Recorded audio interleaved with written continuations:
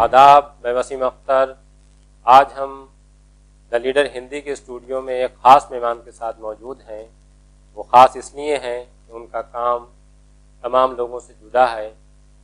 वो ऐसी समाज सेवा करने में लगे हैं जिसकी दूसरी मिसाल बहुत कम मिलती है, और ख़ास तौर से कोरोना की दूसरी लहर में जब लोग संक्रमण से बचने के लिए तमाम उपाय कर रहे थे, रिजाल भाई उस वक्त घर से बाहर थे और वो ऐसे लोगों के लिए कहीं गुस्ल दे रहे थे, कहीं वो जनाजे को कब्रिस्तान तक ले जाने का काम कर रहे थे, तो कहीं बॉडी को अंतिम संस्कार के लिए शमशान तक पहुंचा रहे थे। वाकई ये काम बहुत बड़ा था उस वक्त, जबकि परिवार के लोग ही कोविड संक्रमित होने के बाद मरने वालों को हाथ लगाना बेहतर नहीं समझ रहे थे। कहीं डर का माहौल था, तो कहीं डॉक्टरों की एहतियात की वजह से वो मजबूर थे।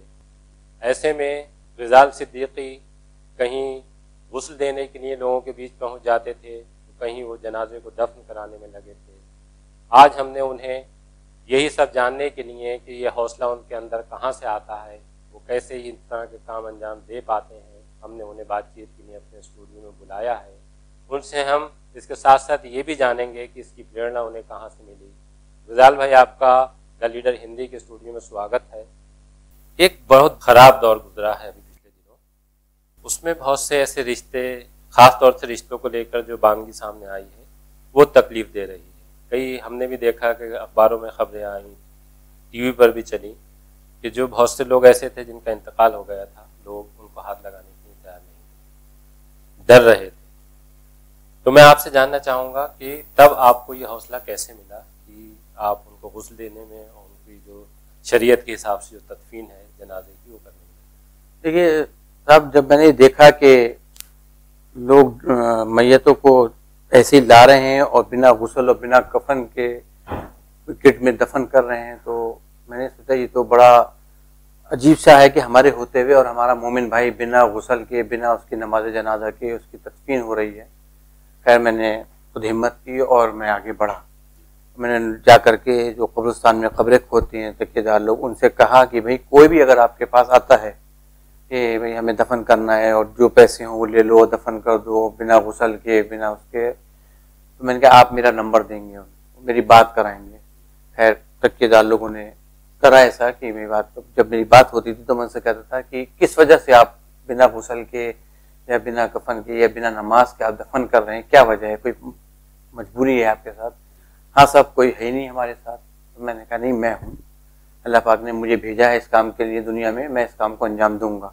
और पूरे रमज़ान शरीफ में आप ये समझिए, रोज़ाना रमज़ान मुबारक के टाइम में जो इंतकाल हुए हैं, जो लोग शहीद हुए हैं, 10-12 गुस्ल रोज़ाना के थे। कभी मैंने ज़िंदगी में नहीं सोचा था कि ऐसा मौका भी आएगा कि लाइन लगी हुई होगी कि एक के बाद एक, एक के बाद एक। लेकिन अल्लाह का बड़ा एहसान रहा, उसका परवरदिगार का करम रहा कि बेखौफ बेलौस, और मेरे फैमिली ने मेरा बहुत साथ दिया।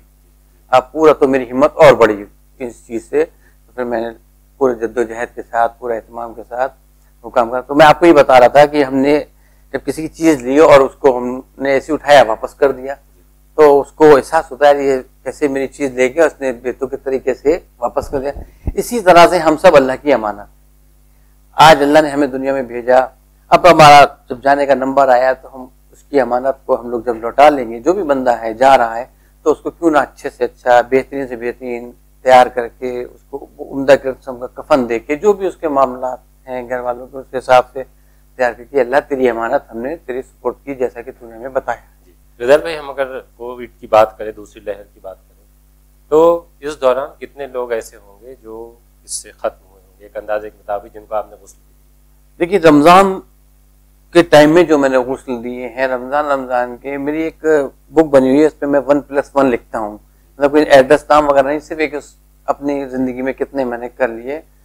तो आप ही समझिए, सिर्फ रमज़ान में जो है 354 गुस्ल मैंने दिए, और आज तक वाला जो चल रहा है वो चल रहा है। तो इंतकाल तो काफ़ी हुई कोविड से। कोई तादाद एक नहीं अंदाजा? तादाद ये है कि भाई, अब जैसे यहाँ एक फाइक कॉलोनी है, नई आबादी, उसमें नया कब्रिस्तान बनना है, वो उस कब्रिस्तान में 30-32 कब्रें बनी हैं, और छोटा सा कब्रिस्तान है, एकदम लग रहा है कि फुल हो गया है जैसे।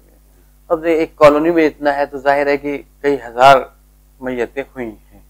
रिजाल भाई, ये जिस तरह से आप काम करते हैं ये अपनी तरह का एक अलग काम है। ये जो चीज़ है ये अपने अंदर से ही आती है किसी इंसान के अंदर, क्योंकि समाज सेवा के और तरीके हैं, लेकिन गुस्ल देना, लावारिस लाशों का अंतिम संस्कार करना, उनको दफन करना, ये एक अलग ही है। ये बहुत कम लोगों को मैंने देखा है, और मेरे ख्याल से अगर हम इस बेल्ट की बात करें तो उसमें शायद गजाल भाई जैसे लोग बहुत कम होंगे, गिनती के होंगे। गजाल भाई, आपको ये कैसे ये काम करने की प्रेरणा मिली, ये किया जा सकता? जनाब ऐसा हुआ, मैं एक बार आपसे बदायूं से बड़े सरकार छोटे सरकार से हाजिरी देके हम और हमारे दोस्त कार से आ रहे थे, तो ये रामगंगा पड़ता है, इस पे एक रिक्शे वाला एक डेड बॉडी रखे हुए था और वो लेके आया और रामगंगा पे ला करके उसने रिक्शे का आगे वाला पहिया उठा के और बॉडी एकदम उसने गंगा में फेंक दी। तो मैंने लोग से गाड़ी रोको, इसने कोई बॉडी फेंकी ऐसा लग रहा। बोले अरे भाई किसी का मर्डर है, कुछ है, कहाँ चक्कर में पड़। मैंने तुम गाड़ी तो रुको। मैंने गाड़ी रुकवाई, मैं उतरा और मैंने उससे कहा भाई आपने क्या करा। तो वो इतना ड्रिंक पिए हुए था कि वो जवाब दे ही नहीं पा रहा था कुछ। तो मेरा बस दिल एकदम दहल गया, मुझे ये क्या इंसान की बेकदरी हो रही है और तुम इंसान होकर के इंसान को फेंक रहे हो। ऐसे यही मैंने उससे अल्फाज कहे। तो बोला हम क्या करें, सरकारी पैसा मिलता नहीं है अंतिम संस्कार करने के लिए और यही सरकारी ठिकाना है अंतिम संस्कार करने का। तो बस उस वक्त से जहन में कर लिया कि अब हम इस काम को करना शुरू करेंगे। फिर मैं आके सीधा डिस्ट्रिक्ट हॉस्पिटल में गया, वहाँ मॉर्चरी में देखा। फिर उन्होंने कहा नहीं आप पोस्टमार्टम हाउस जाइए। तो वहाँ जो लोग पोस्टमार्टम करते हैं, रघुवीर भैया थे, एक दिलदार जो लाशें ढोता था वो था, मैंने उनसे मिला। बोले हाँ हम आप बॉडियाँ आती हैं हम तो फिकवा देते हैं। नहीं आप हमें देंगे। तो वो मैंने फिर उसको पहली बॉडी मेरे पास आई और डर भी लगा, लेकिन अल्लाह ने बड़ा काम लिया मुझसे और उसको हमने अच्छे से गुसल दे के सब करके उसको दफना करने फिर अल्हम्दुलिल्लाह इस काम को शुरू कर दिया।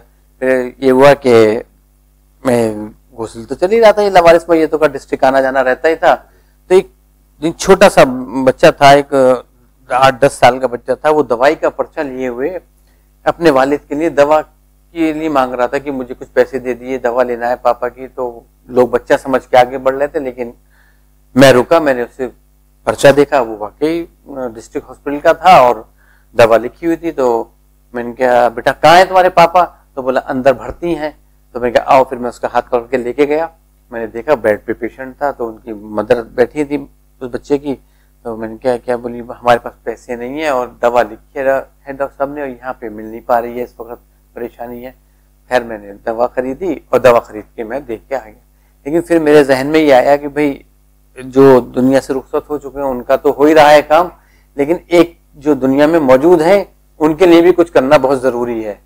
तो मैंने डिस्ट्रिक्ट में ये पुअर पेशेंट हेल्प की खिदमत शुरू कर दी। सुबह 7 बजे से 10 बजे तक मैं डिस्ट्रिक्ट में रहता हूँ। CMO साहब ने एक मुझे ऑफिस भी दिया हुआ है, उसपे हर चीज आपको मुहैया मिलेगी, वॉकर, व्हील चेयर, बैसाखी और कॉलर, ऑपरेशन बेल्ट वगैरह जो भी चीज पेशेंट के लिए जरूरत है वो मेरे पास स्टॉक रहता है। भाई अपना कारोबार भी है आपका, उसको भी वक्त देते हैं। जी इसके लिए कैसे वक्त निकालते? बस ये सुबह का 7 से 10 का टाइम निकाल लिया, 10 बजे के बाद अपने बिजनेस में लग जाते हैं और फिर रात को 9 बजे से 11 बजे तक का डिस्ट्रिक्ट में टाइम देता है, ताकि जिसको जरूरत है या कोई ऑपरेशन हमने कराया है तो उसको खाने की जरूरत है या दवा की जरूरत है, वहां जाकर के उससे मिलना, उसकी खैर खैरियत लेना। अब इस बीच कोई इमरजेंसी आ जाती है तो थोड़ी बहुत देर के लिए उठे और अपने जाके दे। रिजाल भाई, जैसे मर्द को मर्द ही गुस्ल दे सकता है शरीयत के एतबार से, तो मर्दों को तो आपने गुस्ल दे दिया, लेकिन औरतों के लिए कोई इंतजाम ऐसा था कि जो गुस्ल? नहीं, औरतों के लिए बहुत परेशानियां सामने आई, क्योंकि जो ये उजरत लेते हैं लोग, गुस्ल देने जाती हैं लेडीज या जेंट्स, तो उन्होंने एक शर्त रख दी थी कि हमसे ही आप कफन लेंगे और हमसे ही उसके अड़ाना तख्ता लेंगे, और 1500 रुपए और 2000 रुपए लोग गुस्ल के ले रहे थे। लेकिन तो ऐसे वक्त में भी लोगों ने बहुत मिसयूज करा और गलत करा, ऐसा नहीं करना चाहिए था। लेकिन जहां तक मैं पहुंच सका, कुछ जगहों पे मैं गया तो मैंने उनके घर के लोगों को, लेडीज को कहा कि भाई आपकी वालदा हैं या सास हैं, जो भी हैं आप लोग इनके हैं, आप गुस्ल दीजिए। और और फिर मैं ये करता था, मैं पर्दे के पीछे आड़ में खड़ा हो जाता था, उन लोग को बताता रहता था, अब आप ऐसा करिए, अब आप ऐसा करिए, अब इस तरह करिए। अच्छा, और उसके जो फराइज थे वो पर्दे पीछे बताता रहता था। उनकी लेडीजों को, उनके घर वालों ने हिम्मत उनके अंदर जब हमने पैदा करी, तो अल्हम्दुलिल्लाह लोगों ने, काफी लोगों ने इस तरह से अपने यहाँ की लेडीजों को तैयार करा और फिर दफीना कराया। जैसे आप लावारिस लाशों को भी जी दफनाने और उनका अंतिम संस्कार करने का काम करते हैं, तो इस बार इस दौरान जाहिर सी बात है कुछ ऐसे लोगों का भी इंतकाल हुआ होगा। जी तो सब चीजें बंद थी, लॉकडाउन था, तो उसमें उनके लिए जैसे लकड़ी का इंतजाम है, या अगर मुसलमान की बात करें तो पटलों का इंतजाम है, कफन का इंतजाम है, ये कैसे करते हैं? उसका सिस्टम है मेरे पास, आपकी दुआ से हर वक्त कफन का स्टॉक रहता है। 200-250-300 कफन मुकम्मल रखे रहते हैं, लेडीज जेंट्स सब मिला करके। कहीं ऐसे मामलात होते हैं, लावारिस का तो खैर करते ही हैं हम लोग जो भी है, कहीं कहीं भाई ऐसे भी मामलात आए कि मैं एक जगह गया गुस्ल देने के लिए, मुझे बुलाया, तो उन्होंने, मैं बैठा, उनको मुझे आगे भी जाना था, तो आधा घंटा हो गया मुझे बैठे हुए, तो मैंने उनसे कहा कि अब क्या बात देर क्यों? बोले सामान लेने गए हैं। फिर मैं बैठा, जाते होंगे सामान लेकर के, कफन वगैरह कहीं बाजार से परचेस करने के नहीं गए होंगे। आधा घंटा हो गया तब भी वो नहीं आए। फिर मैंने कहा भाई बहुत देर हो रही, तो वो मुझे अलग में ले गए, बोले भाई आपसे क्या इस वक्त छुपाएं, हालात इतने खराब हैं कि भाई जो है अपनी मिसिस के गोल्ड के टॉप्स वो सेल आउट करेंगे, उसके बाद फिर वो कफन लेके आएंगे। तो मैंने उनसे कहा नहीं, आप उनको फौरन बुला लीजिए जहां पर भी हो, और अगर उन्होंने टॉप्स सेल कर भी दिए हैं तो उनसे कहना वो उससे वापस ले लें, और आप मेरे साथ आइए। मैं आया, खामोशी से मैंने उनको कफन दिया, मैंने कहा आप लेके पहुंची, मैं बाद में आऊंगा, वरना मैं लेके जाऊंगा तो लोग समझेंगे कि मैंने आपकी मदद करी है। तो इस तरह से भी काफी कफन खामोशी से अल्लाह वास्ते में दिए गए और लोगों की मदद हुई। अच्छा, ये दुश्वारी लोगों के बीच रही? काफी रही, क्योंकि कारोबार बंद थे, कहीं से कोई आमदनी का जरिया नहीं था। अब अभी की बात है कि एक साहब का और उनके बेटे का इंतकाल हो गया है, और उनकी अहलिया को अभी तक ये नहीं पता है कि मेरा बेटा और मेरा शौहर फौत हो चुका है।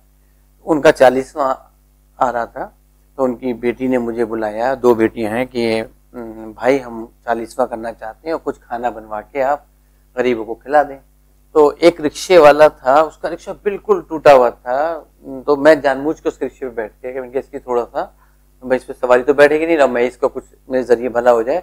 तो मैंने उन रिक्शे वालों से पूछा, मैंने कहा भाई आपका ये रिक्शा इतना ज्यादा टूटा हुआ हो रहा है, तो उसमें सवारी तो बैठती नहीं होगी, इसे सही क्यों नहीं कराते आप? तो बोले भाई इस वक्त रोटी खाने के लिए पैसे नहीं, आटा खरीदने के लिए रिक्शा कहाँ से सही करा लूं, और इसमें 30-3500 रुपए लग रहे हैं, 3000 के आसपास या 3500 के आसपास रुपए लग रहे हैं। तो मैंने कहा अच्छा, मैंने उनको वहीं रोक लिया। फिर जब मैं उनके घर गया तो मैंने कहा बेटा आपने बुलाया था? बोले जी भाई हमने इसलिए बुलाया कि कल पापा का और भाई का 40वां है, और अम्मी को पता नहीं है कि वो इंतकाल हो चुका है उनका, तो हम घर में कर नहीं सकते, तो आप थोड़ा खाना बनवा के वो हमसे जो है अमाउंट ले लें और कहीं बंटवा दिएगा। तो मैंने उनकी बेटियों को बुलाया, घर के बाहर रिक्शा खड़ा था, मैंने कहा देखो बेटा ये रिक्शे वाले खड़े हैं, इनका रिक्शा आप देखो। तो बोली ये तो बहुत टूटा हुआ है। मैंने कहा बेहतर ये रहेगा कि हम इस तरह खाना बनवा के और बांटे, इनका अगर हम रिक्शा सही करा देंगे तो ये एक सदका जारिया हो जाएगा, और अल्लाह कबूल करे आपकी इस खदमात को, और इनके फैमिली को एक सहारा मिल जाएगा। तो उन बच्चियों ने कहा नहीं ये तो बहुत अच्छा है। तो मैंने उनका वो 3500 रुपये जो खर्च होना थे, मैं खुद गया रिक्शा जहाँ रिपेयर होता है, उनसे बात करी, उन्होंने 3500 रुपये ही बताए मुझे। मैंने कहा आप इसको सही कर दिए। एक तो उनका मैंने रिक्शा कराया, और एक जगह मैंने, एक स्कूटर मैकेनिक थे, उनका काम नहीं चल रहा था बिल्कुल भी, इस वक्त परेशानी थे, तो मैंने उनको 1 महीने का राशन खरीद के वो दे दिया। इस तरह से मैंने उनका 40वां निपटा दिया। अल्लाह कबूल फरमाए और उनके मरूमों को अल्लाह इसका अज़ीम अता फरमाए, और वो लोग बहुत मुतमईन हुए, मुतासिर हुए इस चीज़ से कि ये तो बहुत अच्छा काम हो गया। बेटा खाना खाएंगे लोग चले जाएंगे, ये चीज़ एक पुख्ता काम हो गया कि उसके जब जब सवारियाँ बैठेंगी दिल से दुआ निकलेगी आप लोग के लिए। तो इस तरह के बहुत से केस सामने आए जो खामोशी से पर्दे में, और लोगों ने बहुत साथ दिया मेरा, शहर के लोगों ने बड़ी मदद करी मेरी इस काम में, जिससे मैंने जिस चीज़ के लिए कहा। कुछ जगहों पे बच्चों के दूध के डिब्बों की परेशानी होती थी, किसी को समझिए कि बच्चों को दिखाना है, डॉक्टर को लेके जाना है, तो छोटी मोटी मदद हो सकती थी, इस तरह की काफ़ी मदद हुई। अब इसी तरह से गैर मुस्लिम लोगों में डेथ हुई जो डिस्ट्रिक्ट हॉस्पिटल में खत्म हुई, तब उन बेचारों के पास इतना नहीं कि वो डेड बॉडी ले जाएं गांव अपने और अंतिम संस्कार कर दें, तो उनको मैंने कफन का कपड़ा दिया और लकड़ी वगैरह के लिए अमाउंट दे दिया कि भाई आप जाइए और अपने तरीके से अपने मजहबी एतबार से जो भी आप कर सकते हैं उनका अंतिम संस्कार करें। अच्छा, जैसे एक खराब तस्वीर हमें दिखाई दी इस कोरोना काल में, दूसरी लहर में, कि बहुत सी लाशें जो थी वो बहा दी गई थी उनका अंतिम संस्कार के लिए, तो ऐसी बरेली में कोई नहीं, बरेली में इस तरह का कोई नहीं हुआ। और अल्हम्दुलिल्लाह हम मुस्लिम कल्चर में तो कोई भी मैयत किसी भी तरह से न बहाई गई, न जो भी हुआ सबकी तदफीन अच्छे से हुई। और वो अलग है कि देर सवेर हुई, लेकिन हुई सबकी तदफीन और पूरे अरकान के साथ हुई जो शरीयत कहती है। सरकार में नमाजें भी हुई, गुस्ल भी हुआ, कफीना भी दिया गया। एक आध कोई केस ऐसा हो गया हो कि उन्होंने बिना कफीने के गुस्ल के दफन कर दिया हो कहीं, वो एक अलग बात है, लेकिन बाकी कहीं किसी तरह की परेशानी नहीं। अच्छा, गुस्ल और जो कफन है वो जरूरी है इस्लाम? जी, इस्लाम के लिए कहा गया है कि अगर एक जनाजे को गुस्ल नहीं दिया गया या उसकी नमाज जनाजा नहीं हुई तो उसका अजाब पूरी बस्ती के ऊपर है। तो इसलिए ये बहुत अहम रुकन है मैयत के, गुस्ल और जनाजे, नमाज जनाजा। आपका गेटअप इस तरह का है कि आप टोपी लगाते हैं और आपकी दाढ़ी भी है। जब कोई लवारिस लाश किसी दूसरे धर्म की होती थी और आप शमशान में उसको अंतिम संस्कार के लिए जाते थे, तो वहाँ कोई इस तरह की दिक्कत तो पेश नहीं आती थी कि लोग? नहीं, मैं आपको किस्सा बताता हूँ। एक जब बार मैं गया सिटी शमशान भूमि में, बॉडी गई हुई थी, तो मेरा काम ये था कि वहाँ जा करके उनको अमाउंट लकड़ी का देना और भाई आप इस काम को अच्छे से निपटा दिए, और बॉडी जो है रिक्शे से चली जाती थी। तो वहाँ पे कुछ लोग आए हुए थे अपने डेड बॉडी का अंतिम संस्कार करने, तो उन्होंने मुझे देखा, बोले आप कैसे, क्या बात? तो मैंने कहा मैं ये जो डेड बॉडी है इसका अंतिम संस्कार कराने आया हूँ। तो बहुत खुश हुए वो लोग, मुझसे मिले और मैंने उनसे कहा कि आप लोग आगे बढ़ें, इस चीज़ को आगे लाएं तो अच्छा है, काम और बढ़ेगा और इसमें अमाउंट भी अच्छा खासा लग जाता है। तो अब वो लोग भी जुड़ गए हैं और सब लोग मिलकर इस काम को अंजाम देते हैं। अच्छा, उन्होंने ये कहा? हाँ जी, उन्होंने अपनी एक संस्था अच्छा, बना पूछा ली। जरूर आपसे जी, कैसे करते हैं, क्या करते हैं, तो मैंने उनको सब बताया कि हम लोग आपस में मिलकर कर देते हैं। तो फिर उन्होंने अपनी एक संस्था बनाई और उसमें वो डेड बॉडियों को अपने अंतिम संस्कार, पूरा लकड़ी वगैरह का सब पूरा साधन है उनके पास, सब तैयार करा। रुदाल भाई, आपकी उम्र 50 से ऊपर होगी? भी 50 में ही हूँ इस टाइम। अच्छा, तो ऐसे में जब तमाम तरह से हिदायतें दी जा रही थी कि ऐसे लोग जो इस उम्र को पार कर गए हैं या उस उम्र के दायरे में हैं, वो लोग एहतियात बरतें, और आपने इस तरह से जो कोविड के मरीज थे उनको गुस्ल दिया, उनके जनाजे को कब्रों में उतारा, तो कभी आपको इस तरह की कोई दिक्कत महसूस नहीं हुई कि जो डॉक्टर बताते थे कि कोरोना की ये लक्षण? नहीं, किसी तरह की, बफज़ल ताला अल्लाह का बड़ा कर्म है और आप सब लोग की दुआएं हैं मेरे साथ, कि किसी भी तरह की मुझे कभी भी, यहाँ तक कि ऐसा मेरे साथ हुआ कि घर के लोग अलग हट गए जनाजा रखते और मैंने अकेले गुस्ल दिया। तो आदमी घबराता है, भाई ये कोरोना किया मैं, लेकिन बफज़ल क्यों, मेरे एक ही सोच है कि मौत बरहक है और जब टाइम है तभी आना है, बस इसके आगे कुछ नहीं है। और एहतियात जो थी, भाई प्रिकॉशन जो थे कि ग्लव्स पहन के, मास्क पहन के, वो मैंने पूरे ने करे और बफज़ल किसी तरह का कोई डर नहीं, कोई खौफ नहीं, कोई मेरी यहाँ समझिए कि खांसी आना तो दूर की बात है या फीवर आना, छींक तक मुझे इस काम पे, इस नाम पे नहीं है किसी भी। शुक्रिया गजाल भाई, ये काम वाकई एक तारीफ के काबिल है कि जिस तरह आपने ऐसे माहौल में कि जब डर और खौफ का हर तरफ नज़ारे देखने को मिल रहे थे, आप लोगों की खिदमत में जुटे रहे, और ख़ास तौर से उन लोगों की जो इंतकाल फरमा चुके थे, उनको आपने गुस्ल भी दिया और उनको कब्र में भी उतारा। आपका बहुत बहुत शुक्रिया हमारे स्टूडियो में।